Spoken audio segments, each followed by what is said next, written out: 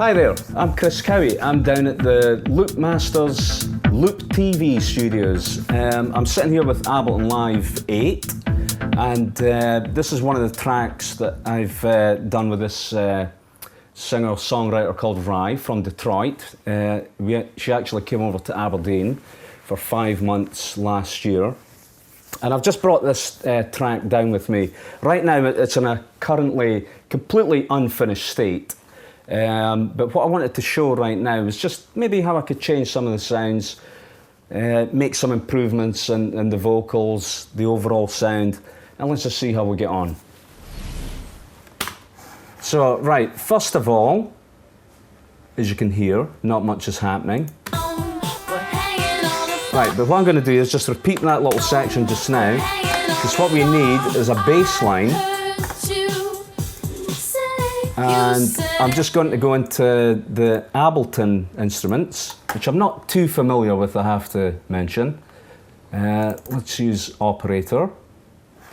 And I'll solo that until I can find a bass sound that may go along with that. So let's see, synth bass. A bit deep, bit thin. No.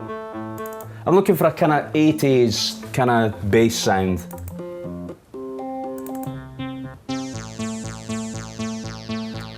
That's kind of... Yeah, I think that'll be okay, yeah. But I'd probably work on that bass sound a lot more actually. So if I just go to, just quickly, I'm going to just get in an EQ there just in case I need it. Not that I'll necessarily need it.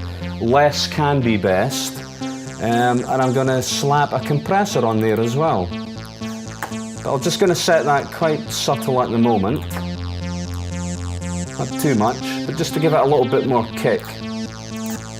And I'm going to set it to root mean squared, this one here, RMS, that's your perceived volume. Right, let's see what that sounds like. I think the sound is still a little bit squelchy, but how I'd maybe start it. Right, I'm looking for something to bring down the tone of it. Right, can't find anything there, so I will revert to an EQ for that.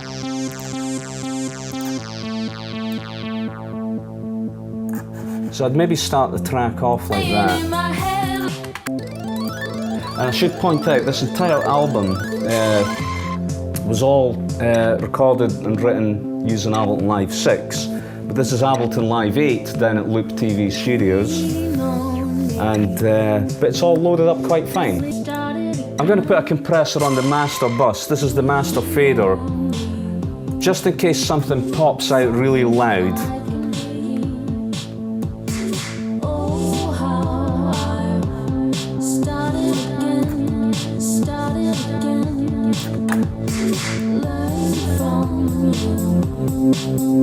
Now you can hear that compression kick in a little bit. It's probably a bit overdone at the moment, but it'll do for just now. I've sent the vocals to a subgroup and put a compressor on there. That way it's just handy, it kind of glues the vocals together, but on the separate vocals as well, I'll probably use compression, a bit of EQ if needed. And as you can see from here, I've got the chorus going through this subgroup here. And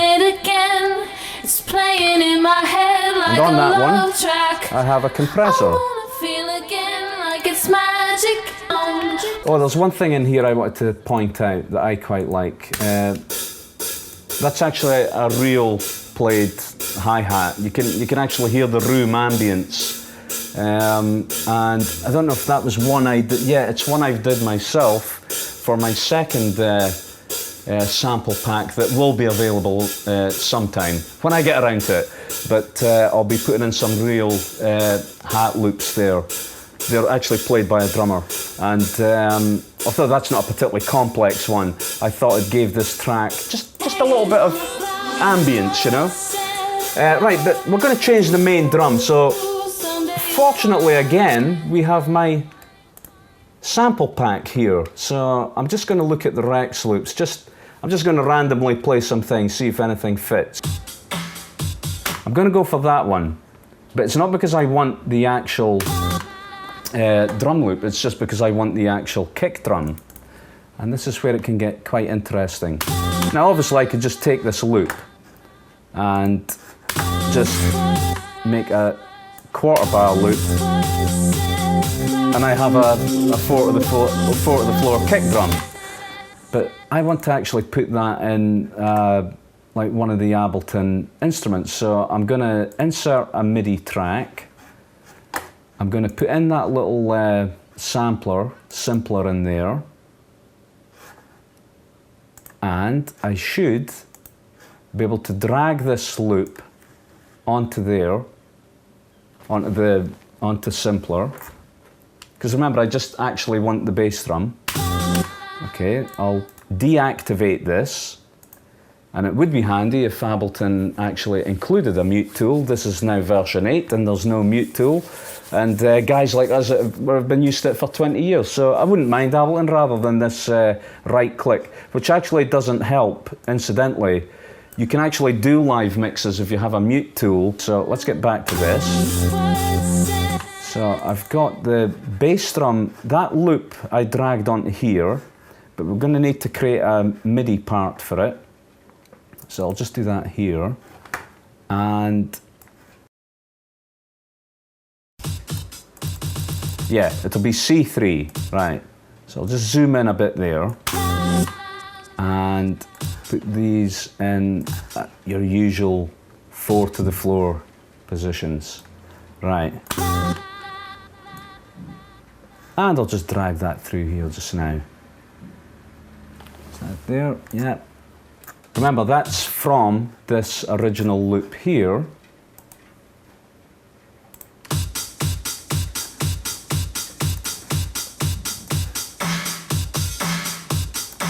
Right, but we didn't want that, so I can delete that. And I just wanted the bass drum, which is in here, and here it is here. So I'm just going to take the end, get rid of that hi-hat. And okay, it's not quite loud enough, so I need to do some action with that.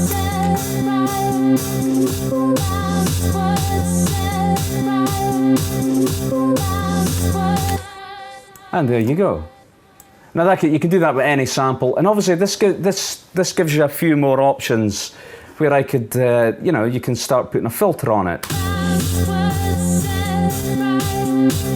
And you can start EQing that, put in a little EQ. Where are your audio effects? Put in a little EQ in there. You can get really stupid with the EQ, whatever you want to do, you know. And then basically I would build up, you know, if I was doing a remix of a track, this is how I would go about it. I prefer to program things with MIDI, but that's not to say I won't use loops, because, you know, as you can see there, I'm using a hi-hat loop as well, and I think lots of my other tracks I'm using loops. I'm not against using loops at all. But I do prefer to do some of my basic things, like just a bass drum like that. I wouldn't use a loop. I would find it unnecessary and just program it up and off you go, you know. What I find very good about the Ableton delays, they're actually very good for on vocals. I don't know why, but I find them one of my favourites to use on vocals for repeating vocal sections. They've kind of got character, and that's what I think some of us dance guys need. We need a bit more of that. You know, a lot of the plugins out there are quite transparent, but sometimes you know, like Sugar Bite stuff, they've got a lot of character in their plugins. I do like their stuff. But like say the Sony Oxford stuff, it's very transparent, which is great for guitar bands and all that, but not so great for us electronic music producers who are using VSTs, and we're all trying to get our own little stamp of identity in there. So to you plugin makers, character, we need that, you know. It's been great, a pleasure. I hope you've maybe picked up a little idea or two off of that. Don't know. If not, you can always contact me and complain.